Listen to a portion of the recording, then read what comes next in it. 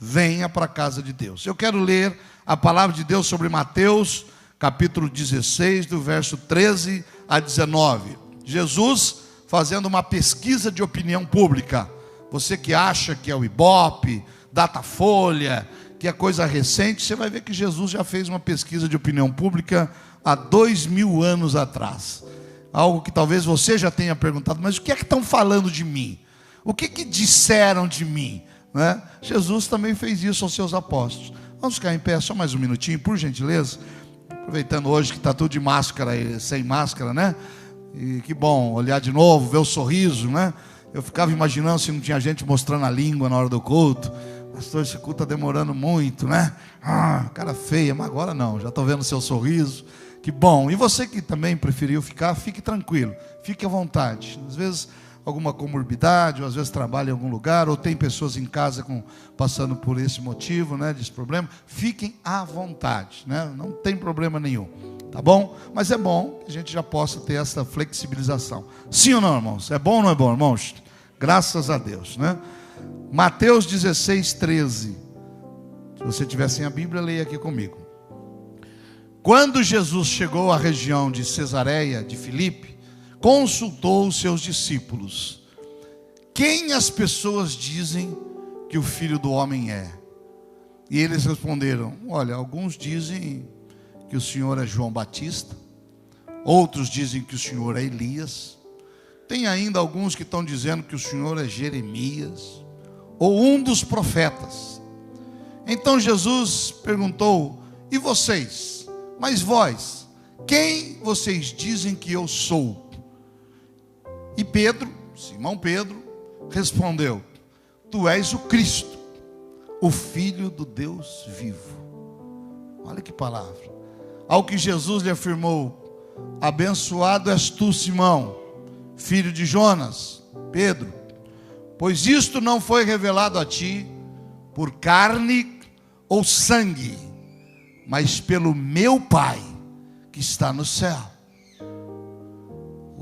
Da mesma maneira, eu te digo que tu és Pedro, e sobre esta pedra edificarei a minha igreja. Continuando. E as portas do Hades, que quer dizer inferno, não prevalecerão contra ela, contra a igreja.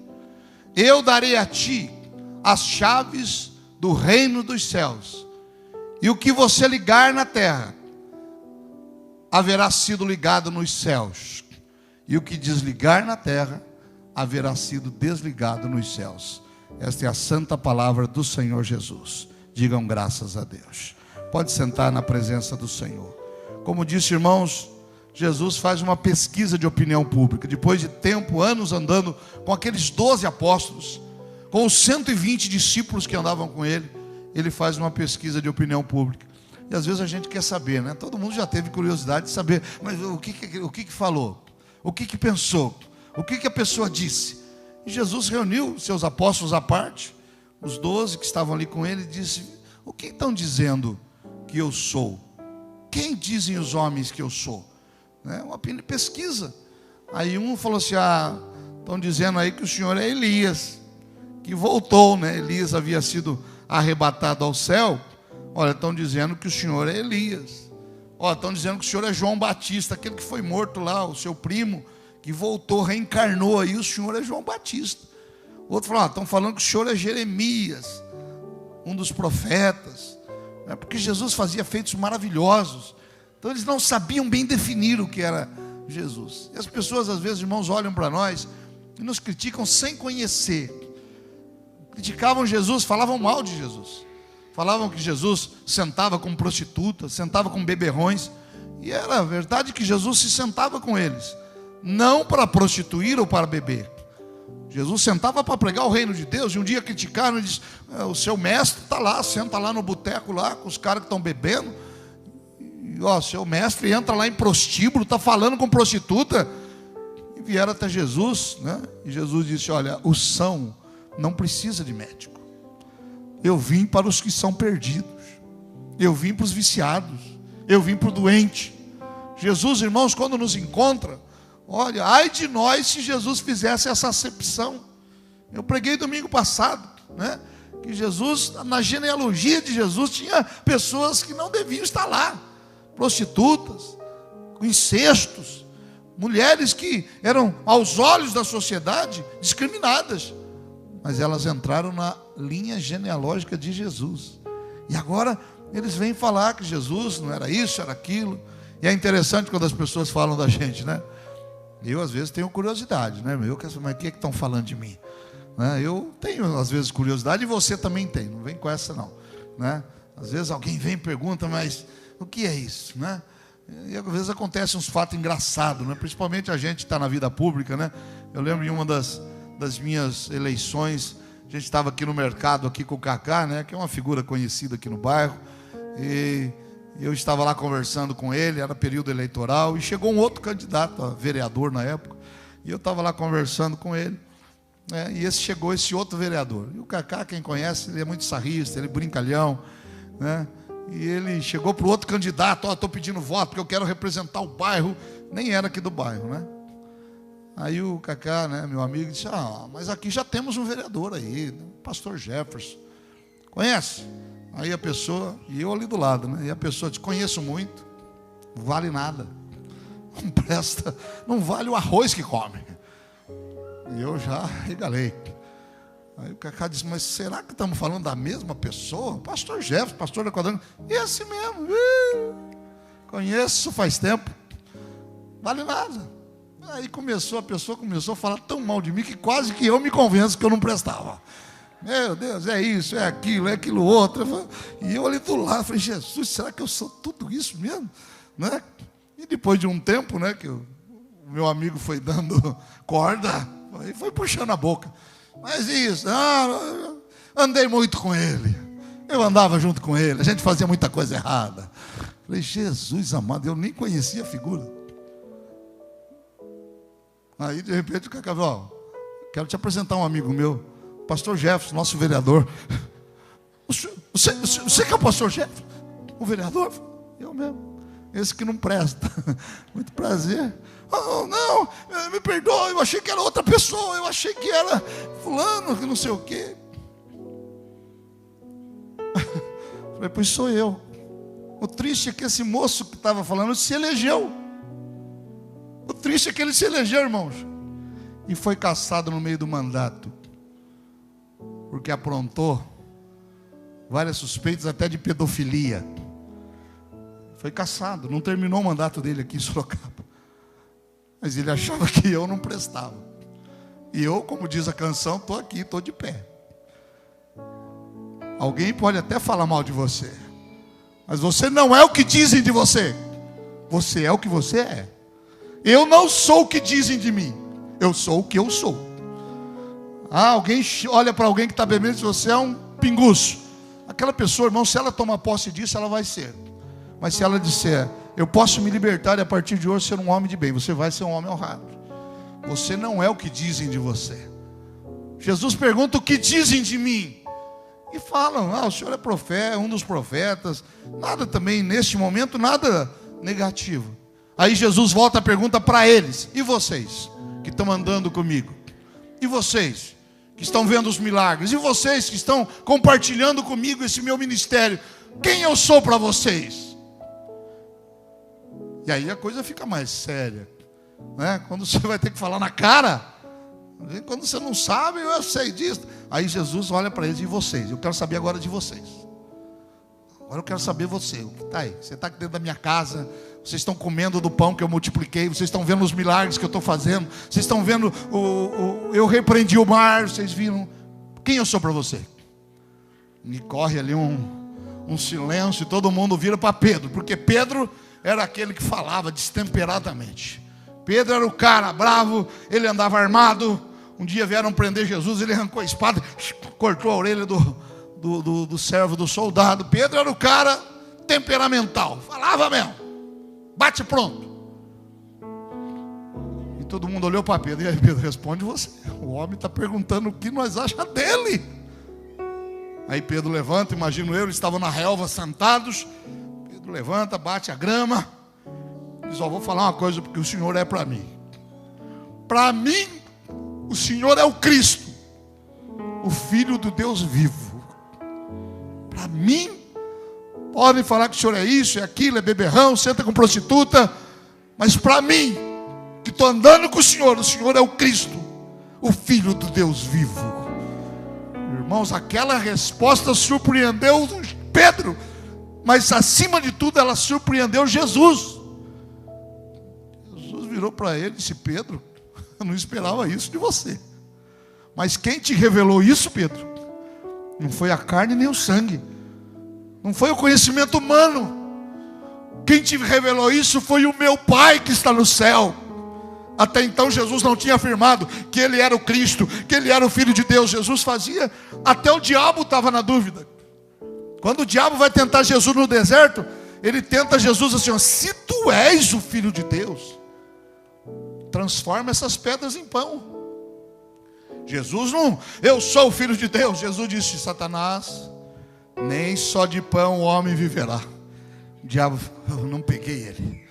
Se tu és o Filho de Deus, se atira daqui então, que os anjos vão se segurar. Satanás, não tentarás o Senhor teu Deus. Jesus não afirma: sou eu. Ele vai afirmar para Filipe no livro de João 14, quando ele está falando: eu vou para o Pai, eu vou preparar lugar. E aí ele pergunta para todos ali: e vocês sabem para onde eu vou? E Filipe diz: Senhor, nós não sabemos para onde o Senhor vai. E ali ele afirma, disse: eu sou o caminho, eu sou a verdade, e eu sou a vida, e ninguém virá ao Pai a não ser por mim. Mas aqui Pedro surpreende a Jesus com esta palavra: para mim tu és o Cristo. Quem é Jesus para você, irmãos? Quem é Jesus para você? É o que as pessoas dizem? Se você entrar na internet hoje, há pessoas batendo na gente, há pessoas falando mal de igreja, falando mal de pastor, há pessoas falando mal de dízimo, falando mal de oferta, há pessoas falando mal de estar na igreja. Se a gente usa máscara, diz que nós somos covardes. Se tira a máscara, diz que a gente está querendo passar doença para os outros. Tudo é motivo de crítica. Esse dia postei um culto, a igreja cheia, todo mundo de máscara, louvando a Deus. Alguém entrou lá e disse: mas que responsabilidade, igreja cheia, olha que perigo. Aí outro dia postei a igreja, tinha pouca gente, cara, igreja fracassada, está vazia. Não tem como.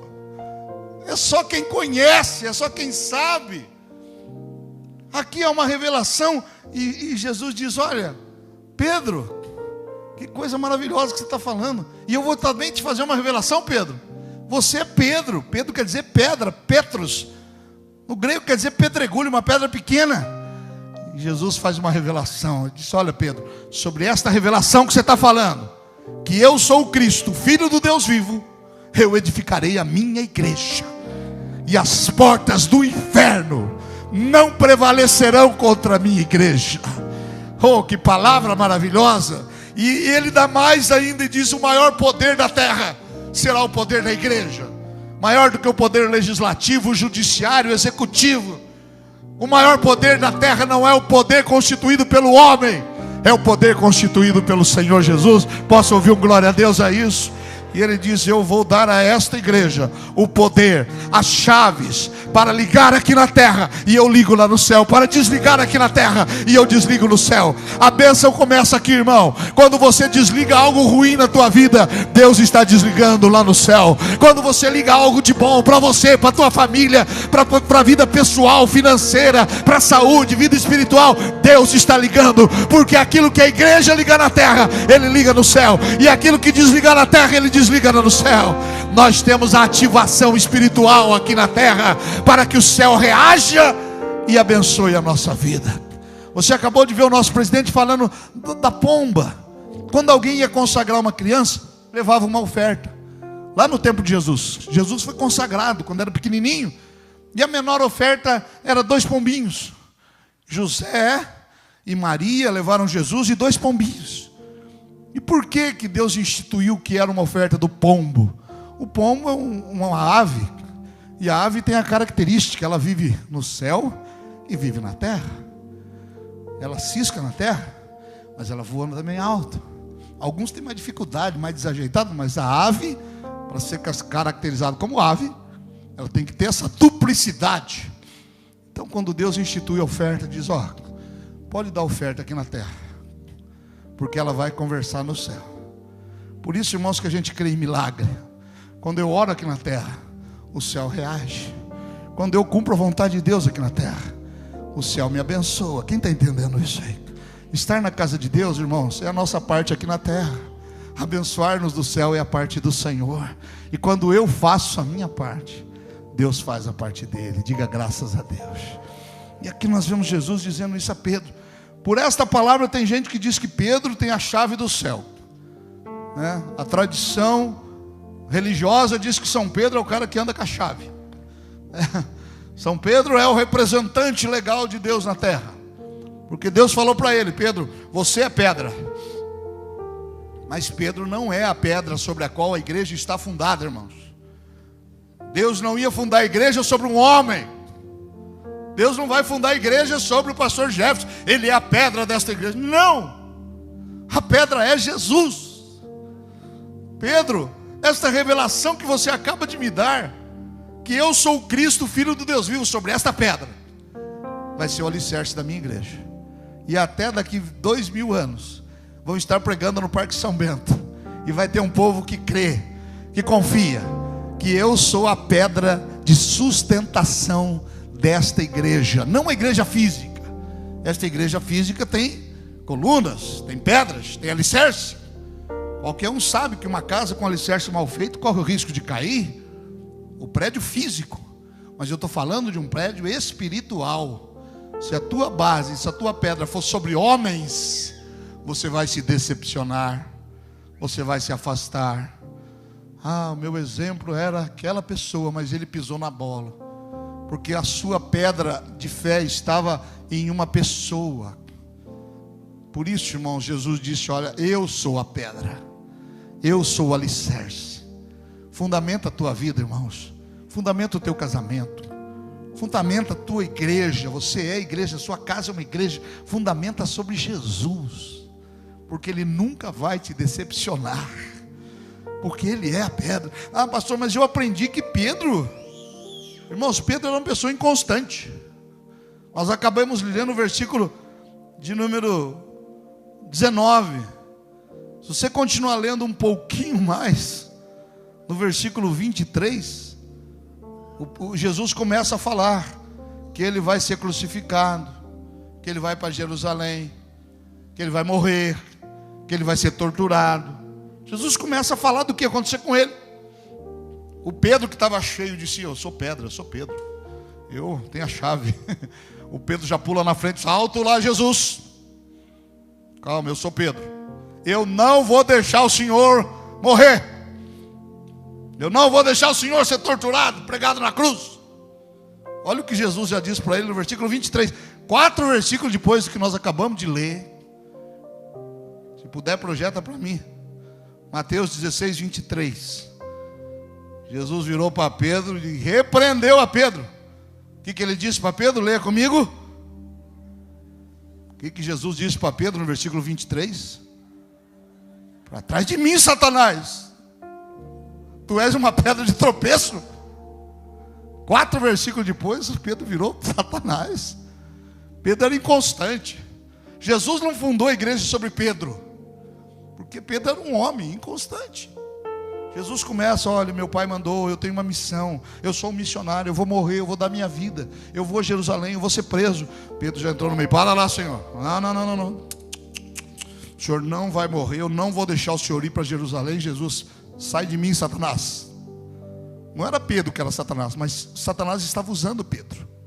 Sai de mim, eu vim para esta missão e você não vai me impedir de eu cumprir a minha missão, porque Jesus veio para morrer por nós, e Ele morreu por nós, e Ele ressuscitou por nós.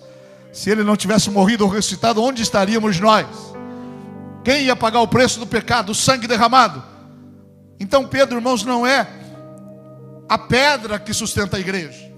Quando Jesus vai ser preso, dias depois, 3, 4 dias depois, Jesus é preso. O Pedro começa, né? E Jesus diz para ele: Pedro, você é tão inconstante que eu vou te dizer, Não, Senhor, eu não sou não, eu vou com o Senhor até o fim, conta comigo, eu sou ponta firme. Jesus disse: Pedro, antes que o galo cante 3 vezes, você vai me negar. Eu não, todo mundo pode negar o Senhor, menos eu.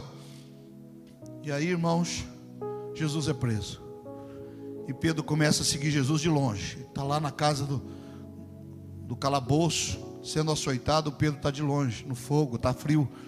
Chega uma pessoa e diz: viu, você também é discípulo dele, né? Do tal de Jesus.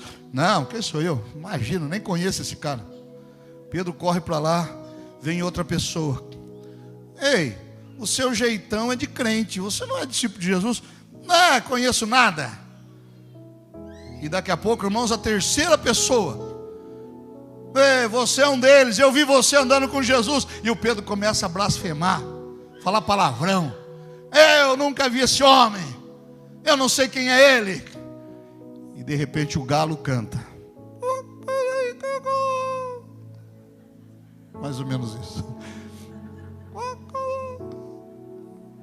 E o Pedro lembra que ele falou que antes que o galo cantasse, Pedro negaria.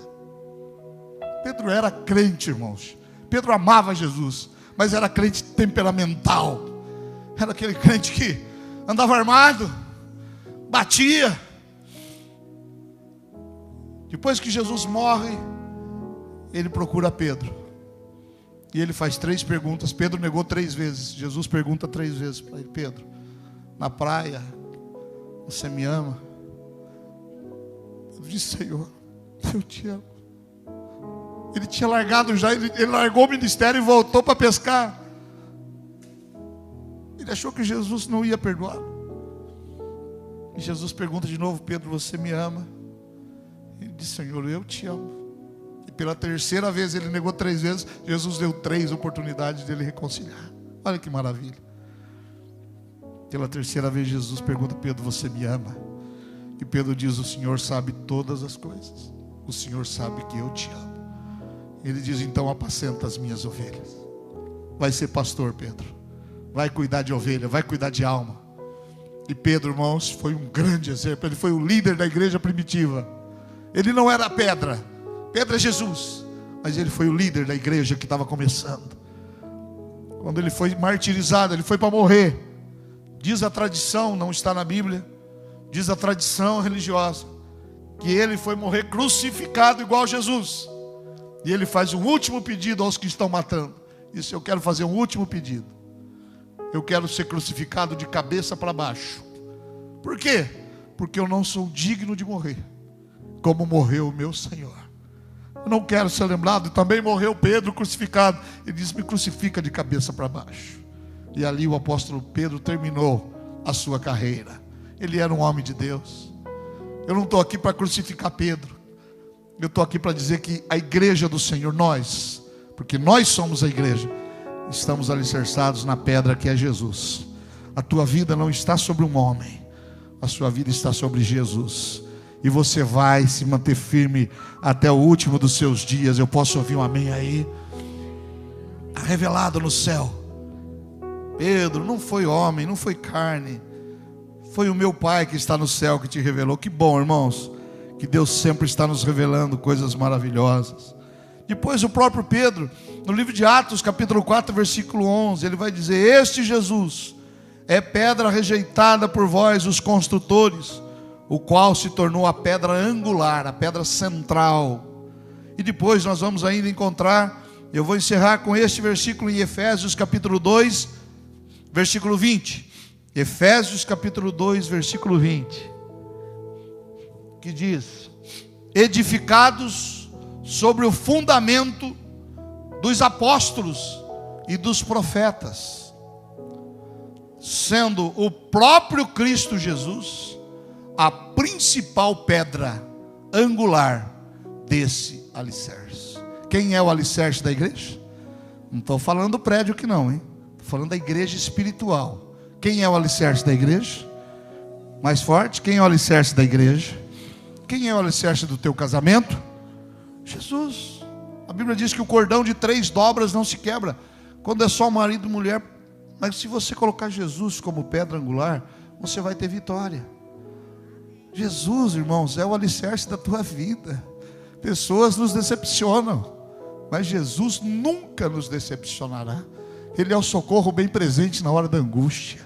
Ele é aquele, irmãos, que nos protege, que nos cobre. 1000 cairão ao teu lado, 10.000 ao teu direito, mas você não será abalado. Ele é aquele que abre os céus, Ele é aquele que dá providência, Ele é aquele que diz: aquele que semeia eu dou semente. Ele é aquele, irmãos, que consola na hora da dor. Ele é aquele que é o motivo da nossa alegria. É Jesus, é Jesus, é a pedra do alicerce. Um dia eu estava na delegacia, também sou advogado, há anos atrás, na delegacia, acompanhando alguém. Quando eu cheguei na delegacia, estava um senhorzinho no orelhão na delegacia. Alô? Alô? Avisa aí que a casa caiu. Olhei para ele e falei: caiu? Caiu, a casa caiu. Se você estiver com Jesus, irmão, sua casa nunca vai cair. Casa espiritual, né? Se você não fizer bem feita a tua casa material, ela cai. Mas se você tiver Jesus, a tua casa espiritual não vai cair. Quem está entendendo essa palavra aí? É amanhã, é no trabalho. Hoje estou falando de missões. É a nossa função ser missionário. Eu hoje de manhã eu acordei mais cedo, passei na padaria ali para tomar um cafezinho, né? Vim preparado para o culto. Uma irmã que estava lá já parou do lado, pegou o café, estava vindo para a igreja. Pastor, estou pegando meu café, estou indo para a igreja também, a padaria do bairro. Aí eu estou vendo lá a menina que está me servindo, né? Me olhando assim, desconfiada. Eu ali. E uma outra do lado também me olhando, né? De máscara, não estava reconhecendo. A menina falou: o senhor é crente? Falei: graças a Deus. O senhor é pastor? Aí a outra do lado falou: é o meu pastor, eu frequento a igreja. Falei: que bom, ó, tá vendo? Ela já respondeu: é porque eu estou desviada. Eu vim de outra cidade, estou desviado, estou precisando voltar para Jesus. E ali numa conversa rápida, entre um café e um pão com manteiga na chapa: você não volta para Jesus, querida? Ele é o alicerce da tua vida. Eu cantava na igreja, eu era adoradora na igreja. Quanta gente, irmãos, que deixa de adorar a Deus e vai passar por um tempo de tanta dificuldade. Tantos artistas que se encantam com a fama e depois lá na frente a casa dele vai cair. Mas se você estiver firme na rocha, você vai permanecer em pé. O apóstolo Paulo está sendo levado para o martírio. Ele diz: eu combati o bom combate, eu terminei minha carreira e eu guardei a minha fé. Só me resta agora a coroa que está preparada, não só para mim, mas para todos quantos creem no Senhor Jesus como a pedra fundamental da sua vida. Nós estamos alicerçados na pedra, e para conhecer a pedra, a palavra de Deus. Para conhecer a pedra, ouvimos homens e mulheres de Deus. Para conhecer a pedra, buscamos aprender do Senhor. E estamos aqui nesta noite porque nós cremos nesta pedra que é Jesus. Amém, meus queridos? Coloque a mão sobre o teu coração. Como é que está a tua vida? Como é que está o teu alicerce? Tem umas rachaduras na casa aí, irmão? O alicerce está meio bambeando. Dá para fazer um reforço. E apareceu umas rachaduras lá em casa. Chamei o reforço de alicerce. Eles foram lá, cavaram embaixo do alicerce, colocaram uns tubos de concreto, colocaram um macaco, levantaram o alicerce, calçaram, e depois a casa ficou boa. Talvez você está aqui hoje, feche os teus olhos, escute isso. Talvez o teu alicerce aí está umas rachaduras, relacionamento, filhos, família, vida espiritual, vida financeira. Talvez tenha aí umas rachaduras aparecendo, irmãos. Está na hora de consertar. Não deixa a casa cair, não. Não deixa tudo ir ao chão, perder tudo. Não deixa não, irmãos. Hoje Deus está te dando tempo para você consertar a tua vida. Hoje Deus está te dando essa palavra para você dizer: eu preciso me consertar. Eu preciso arrumar meu relacionamento, minha família, meus filhos, minha vida pessoal, financeira. Aquilo que só você e Deus sabe. É hora de você ter um encontro com Deus, no teu secreto. Quem está do lado não precisa talvez ouvir isso não. Mas você e Deus, aí, no teu pensamento, até na tua voz. baixa, mansa para você e Deus. Mas é hora de você ter o seu conserto, como aquela mulher no tanque, no poço de Jacó, que chega para Jesus e diz: eu preciso desta água que o Senhor dá, porque eu preciso de eu matar a minha sede. Jesus lhe diz: quem tomar a água que eu lhe der nunca mais terá sede. Quero orar por você, mas você também ore pela tua vida. Coloque-se na presença de Deus. Se você quer receber uma oração, ainda que esteja aí no seu lugar, você diz: pastor, eu preciso desta oração, de conserto, talvez de cura, talvez um problema que você está enfrentando na tua vida pessoal, na tua casa, talvez ninguém nem saiba, mas hoje Deus fala ao teu coração. E se você deseja receber esta oração, fica de pé no teu lugar. Eu vou orar agora, ainda que você não venha aqui à frente. O seu gesto demonstra que você recebeu esta palavra, que você precisa de um conserto. Não deixa a casa cair, não deixa ir embora, não deixa perder o que você tem, não deixa Deus precisar te buscar lá no fundo do poço. Você está aqui na presença de Deus. Feche os teus olhinhos. Senhor, eu estou orando agora, Pai, e para mim não importa, Senhor, qual é o problema, qual é a dificuldade, não importa, Senhor, porque o Senhor sabe. Eu não poderia saber o problema de tantas pessoas, mas o Senhor sabe a necessidade, qual é a rachadura, qual é talvez o alicerce que precisa ser refeito, reforçado, qual é a situação, ó Deus, de cura, de família, de filhos, de vícios, ó Deus, qual é a situação financeira. Eu não sei qual é o alicerce que precisa ser reforçado, Pai, mas o Senhor sabe. Por isso eu estou orando agora por tantos quantos, ao se colocar de pé, estão declarando e dizendo: eu preciso melhorar, eu preciso zelar melhor pelo que eu tenho, eu preciso receber esta bênção nesta noite, Pai. Seja visitante, seja membro desta igreja, não importa, que a tua bênção seja derramada, e esta seja uma noite marcante de mudança, porque nada mudará se nós não mudarmos. Nós queremos ver o milagre, mas nós somos o milagre. Queremos viver o milagre, Pai, mas nós é que temos que ter esse milagre dentro de nós.